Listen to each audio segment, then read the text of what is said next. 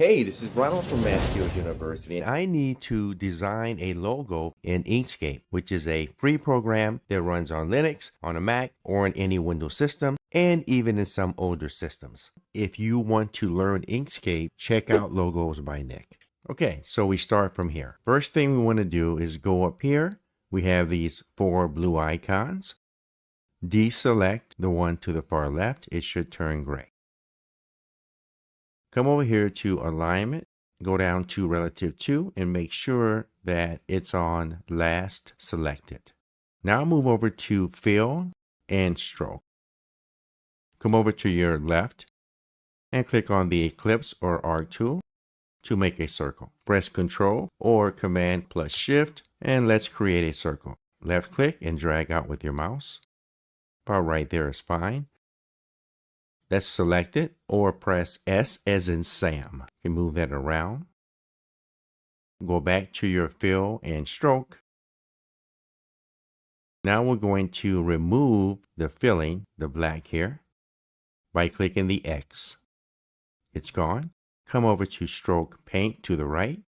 Let's click on the blue here. And you will see a line.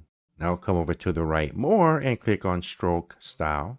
Make sure it's on pixels and type in 7070. You should get that. Let's come down here to opacity at the bottom to the right. Let's bring it down a little bit. Now we'll go up here to this lock and we'll lock it and change this to 400. That's what you'll have.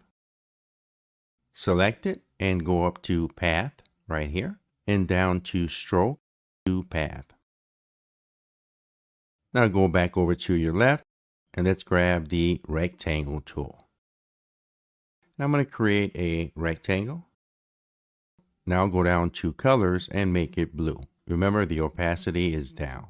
Press S, make sure you select your square. Come over here to our stroke paint and click on the X. So now we just have the square. Select this. And since this is 400, let's go up here. Make sure it's still locked and change this to 200. Click on your square. Hold Shift and then click on the circle. Now they're both selected. Come back to alignment. We're going to align them to the left edges and the top edges. Go up to Path and go down to Object to Path.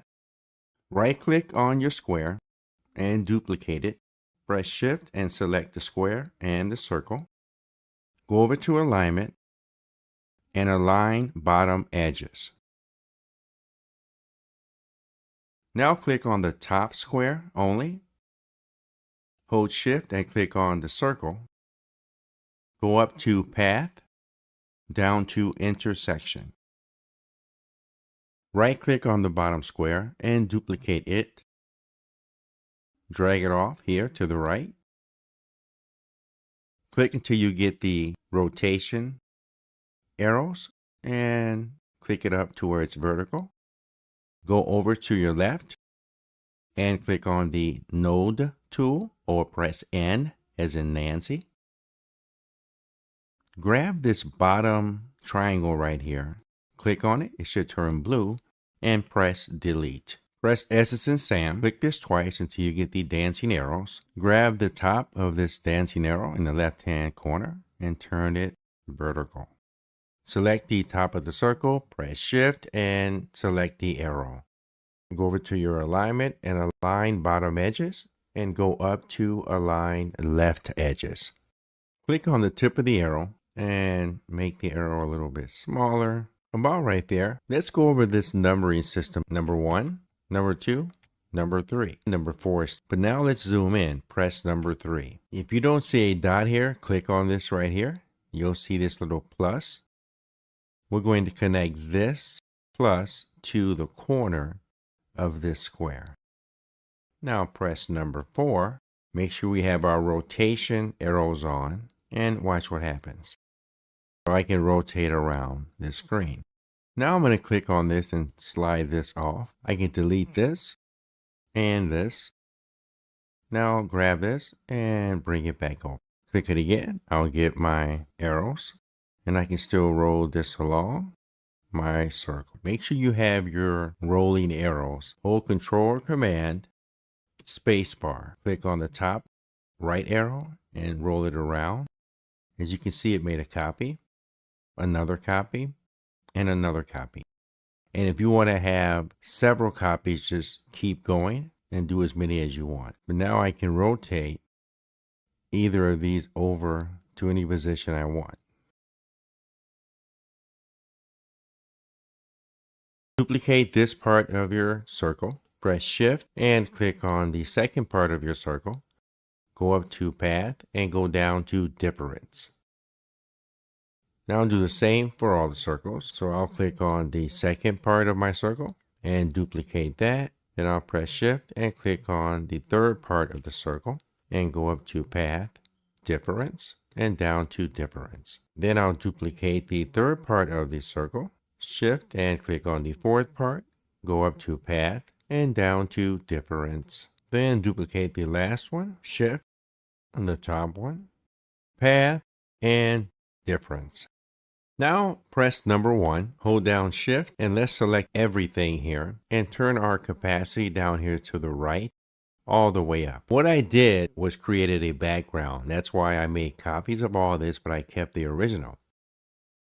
So if I go over here to the upper right and go over here to my layers, and I go down to Path 2, and I grab a corner and drag it out. But now you can have a background behind your logo. All these pop out like individual parts. Let's click on this one, for example, and let's make this one pink.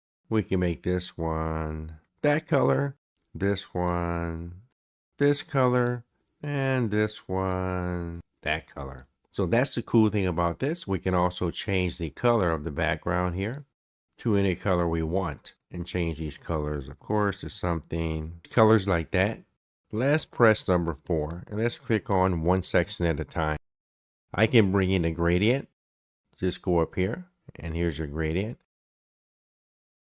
On the end, I can change how much red it goes in like that. And on the out, I can change that and make it maybe fade to a white. And there's a lot of options down here. I can also go back over here and create a 3D effect here. While that's still in a gradient mode, maybe I can take this and bring it way down, make it darker. Now if I go back over here, I'll have this 2D effect. Then of course, again, I can go over here and start making my changes and change the out and make any kind of changes I want. The bottom line is when it comes to the gradients, you can play around with a lot of different options down here. Okay, let's add some text. So we'll pick one section. We'll press number 4 here. And I'm going to go over here to my stroke section and make sure that I have nothing selected. X that out.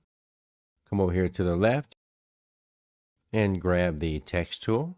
Press Control Command and scroll down. And we'll just create a text box over here. And type in Mad Skills. And that's white. So I'll go over here and fill that. Click on Fill. Stroke, and we'll make that black. Now I'm going to click this and create a duplicate.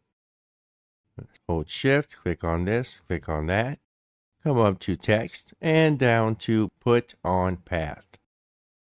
Now we'll click on this inside text, go down to the color bar and click on white. And now what we have to do is flip this, and we'll turn it like that.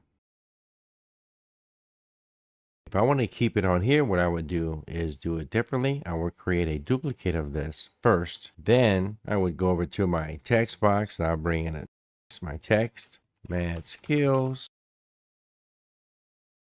And we'll click this and click that.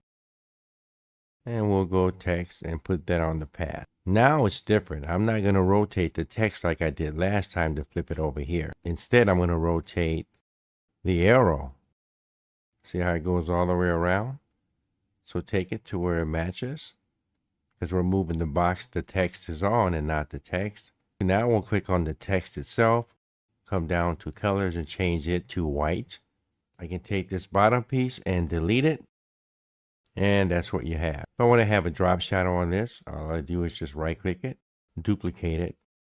I can figure out which layer goes where. So if I clicked on this, and made it just a little bit larger, And if I go to the bottom one, I can change the color on the bottom one, blue. So that's how that will look. You can create 2D effects and do more things with it. I'm going to go ahead and of course finish my arrows, but the second part of this lesson is to redesign my angry guy in another free program called Krita, and I'll take you along on that ride as well. If you have any comments, suggestions, or ideas, please leave them below. Please like, share, and subscribe, and until we meet again, wishing you and your family the best in 2025. Peace.